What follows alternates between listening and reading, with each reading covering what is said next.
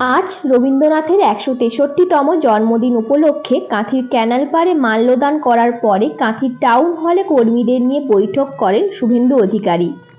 বৈঠক করার পরে সাংবাদিকদের মুখোমুখি হয়ে শুভেন্দু অধিকারী বলেন, আজকের দিনে বাংলা বাঙালি ভারতবর্ষের গর্ব হচ্ছেন রবীন্দ্রনাথ ঠাকুর। সবাই তাকে নমমস্তকে প্রণাম জানায়।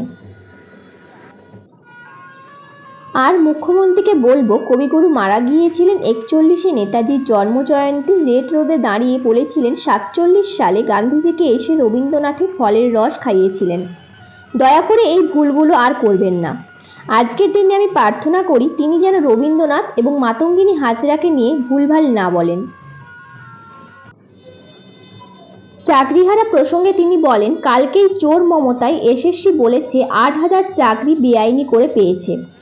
আমাদের চাকরি খাওয়া কিংবা নেওয়া কোনো বিষয় নয়। আমাদের কাজ হচ্ছে ২০২২-এর ৫ই মে মন্ত্রিসভায় মিটিং করে চোরেদের চাকরি রেগুলাইজ করার জন্য চোর মমতা ও তার মন্ত্রিসভার যে ভূমিকা নিয়েছিল তাই চোরেরা যেন জেলে যায়।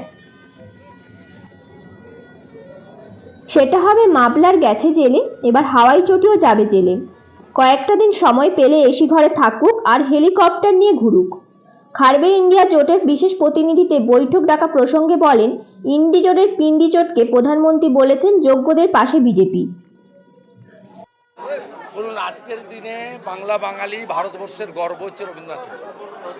আমরা সকালটা শুরু করেছি তাকে প্রণাম বলছি। আর রাজ্যের মুখ্যমন্ত্রীকে বলবো, কবিগুরু মারা গেছিলেন ৪১-এ। আপনি একবার নেতাজির জন্মজয়ন্তীতে রেড রোডে দাঁড়িয়ে বলেছিলেন ৪৭-এ রবীন্দ্রনাথ ঠাকুর এসে গান্ধীজিকে ফলের রস খাইয়েছিল। আপনি দয়া করে এই ভুলগুলো আর করবেন না।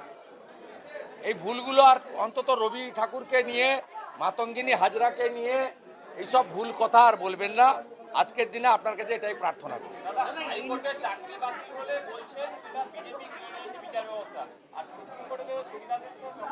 ওটা ইন্টারিম সত্যিকার। কালকেই চোর মমতার এসএসসি বলেছে ৮,০০০ চাকরি বেআইনি করে পেয়েছে। আমাদের চাকরি খাওয়া নেওয়ার সঙ্গে কোনো বিষয় নয়।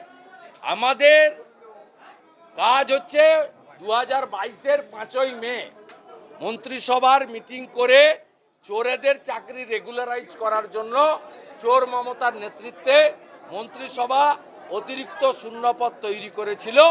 আমরা চাই ২২ সালের ৫ই মে ক্যাবিনেটে যারা ছিল তারা জেলে যাক, তাদেরকে আমরা জেলে দেখতে চাই। সেটা হবে।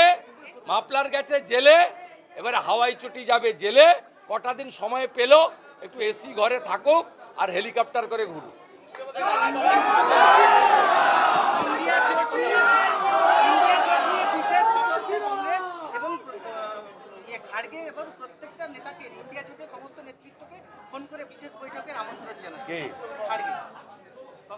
ওইখানে কিছু নেই, এসব ইন্ডি, ওটা ইন্ডিয়া নয়, ইন্ডি জোট। ওর পিন্ডি অনেক আগে চটকে গেছে।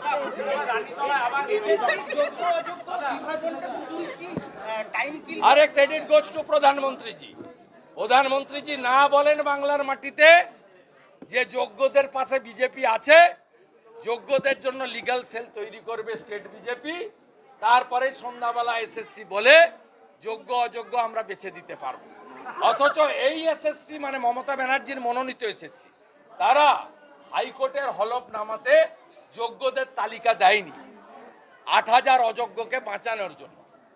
এবং জাস্টিসের যে জাজমেন্ট তার ২৪২ নম্বর প্যারাতে উল্লেখ আছে, পশ্চিমবঙ্গ সরকারের স্কুল সার্ভিস কমিশন যোগ্যদের তালিকা না দেওয়ায়, ওএমআর এর মার্কশিট পুড়িয়ে দেওয়ায় আমরা বাছাই করতে পারলাম না, তাই প্যানেল বাতিল হলো। পিসি ভাইপোর উল্লসিত হওয়ার কোনো কারণ নেই। পিসি প্রাক্তন হবে আর ভাইপো জেলে যাবে।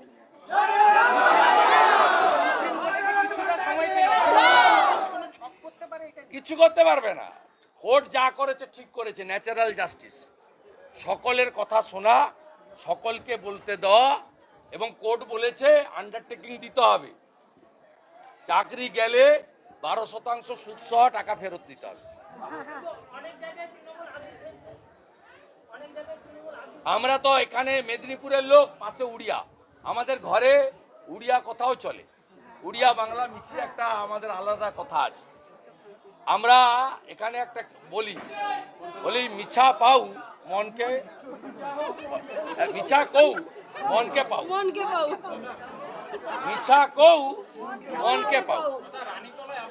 এর মানে হচ্ছে যে মিথ্যা কথা হোক যেন মনে ধরে, কারণ পিসিকে তো মিথ্যা কথা বলতে হবে, কারণ কালকে চতুর্থ তৃতীয় দফা পর্যন্ত পিসি হেরে ভূত হয়ে গেছে, বাকি দফাগুলো তো মানে দফা রফা হয়ে যাবে। প্রথম দ্বিতীয় দফার ভোটে শতাংশে গরমিল, কংগ্রেস এবার সরব হয়েছে। প্রথম দ্বিতীয় দফার ভোটে সব ফালতু কথা। শিলিগুড়ির অনামিকা বলছেন যে বারবার শিক্ষকদের নিজেদের যোগ্যতা প্রমাণ দিতে হচ্ছে, এটা কার্যত শিক্ষক। এর জন্য দায়ী মমতা ব্যানার্জি। আমি অনামিকা দিদিমণিকে বলবো মমতা ব্যানার্জিকে প্রাক্তন করে দেন, এই বদনাম আর কোনোদিন শুনতে হবে না।